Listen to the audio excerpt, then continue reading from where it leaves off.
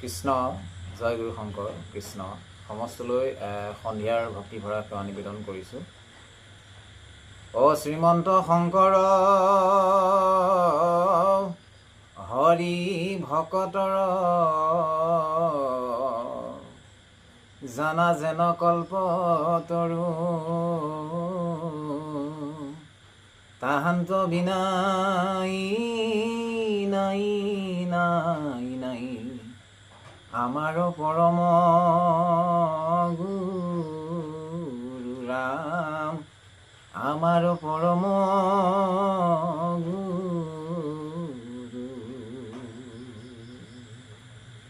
কৃষ্ণ।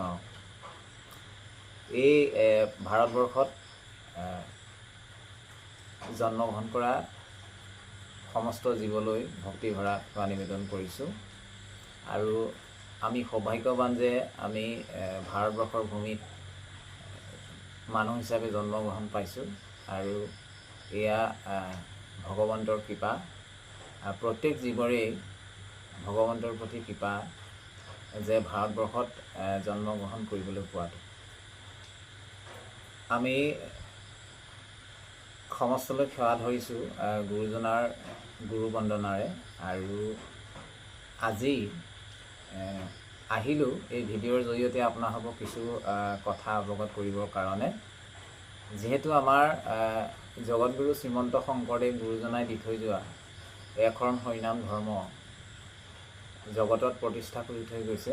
আৰু তেওঁ জগতগুৰু হিচাপে জগতত পৰিচয় কৰি থৈ গৈছে আমাৰ দ্বিতীয়জনা গুৰু শ্ৰী শ্ৰী মাধৱদেৱ গুৰুজনাই। গতিকে মাধৱ পুৰুষৰ যি অৱদান অসমীয়া জাতিটোলৈ বা ভাৰতবৰ্ষলৈ, এই অৱদান আমি কেতিয়াও ঋণ খুজিব নোৱাৰোঁ।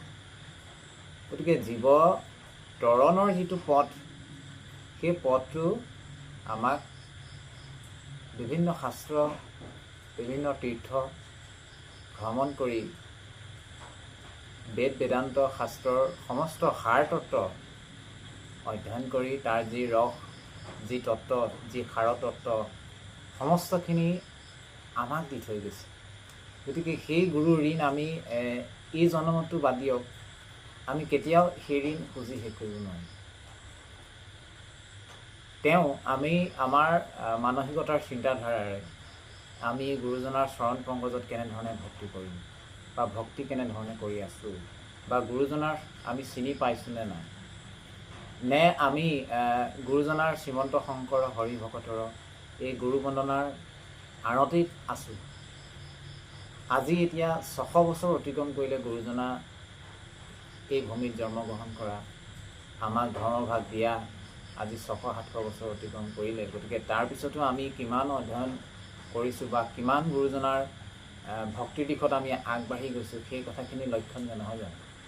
গতিকে জানিবলৈ হ'লে গুৰুজনাৰ চৰণ পংকজত আমি কায় বাক্য মনচিতে সত্য সত্যে শৰণ গ্ৰহণ কৰিব লাগিব। শৰণ গ্ৰহণ কৰি গুৰু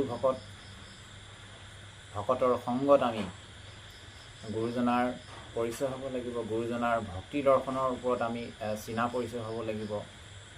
তাৰ পিছতহে আমি আমাৰ জীৱনৰ যিখিনি বাকী পৰিক্ৰমা আছে, সেই পৰিক্ৰমাখিনিৰ মাজলৈ আমি যাব পাৰিম। গতিকে জীৱৰ তৰণ হেতু নাৰায়ণ এই প্ৰচাৰিলা নিজ যশ ধৰ্ম বিপৰীত। মাধৱ পুৰুষজনাই ইমান সুন্দৰকৈ এই কথাখিনি অৱগত কৰি গৈছে নামঘোষাত। জীৱৰ তৰণ হেতু নাৰায়ণ প্ৰচাৰিলা নিজ যশ ধৰ্ম বিপৰীত। এই পৃথিৱীত থকা জীৱসমূহ তৰিবৰ কাৰণে পথ নাছিলে কোনো। যিটো পথ আছিলে আগত, সেই পথটোত বহুত হিংসাৰ লগত জড়িত হৈ আছিলে। পূৰ্বকালে এইটো দেখে নাছিলে ভকতি বুলি কৈছে। ভকতি এটা বেলেগ বস্তু, জ্ঞান বিজ্ঞান তদং ৰহস্যৰ ওপৰত ভক্তি। গতিকে সেই ভক্তিক জানিবৰ কাৰণে মাধৱ পুৰুষজনাই আমাক কৃপা কৰি থৈ গ'ল। আৰু আমি জীৱবোৰ এই পৃথিৱীত জন্মগ্ৰহণ কৰি আমি পকপকাই আছিলোঁ। জীৱসমূহৰ তৰণৰ যিটো পথ আছিলে, সেই পথটো দেৱতাসকলে ঢাকন দি ৰাখিছিলে। গতিকে কৃষ্ণ সূৰ্য ভৈলন্ত উদিত, নাম ধৰ্ম কৰিলা বিদিত, সেই কীৰ্তনভাগীত এই সমস্তখিনি গুৰুজনাই লিপিবদ্ধ কৰিছে। গতিকে এইখিনি কথা এতিয়া নেপাতোঁ। গতিকে আমি জীৱ তৰণৰ যিটো পথ, সেই পথটো আমাক গুৰু মাধৱ পুৰুষে আমাক দিছে যে জীৱবোৰ তেতিয়াহে তৰিব জীৱৰ তৰণ হেতু নাৰায়ণেই প্ৰচাৰিলা নিজ যশ ধৰ্ম বিপৰীত।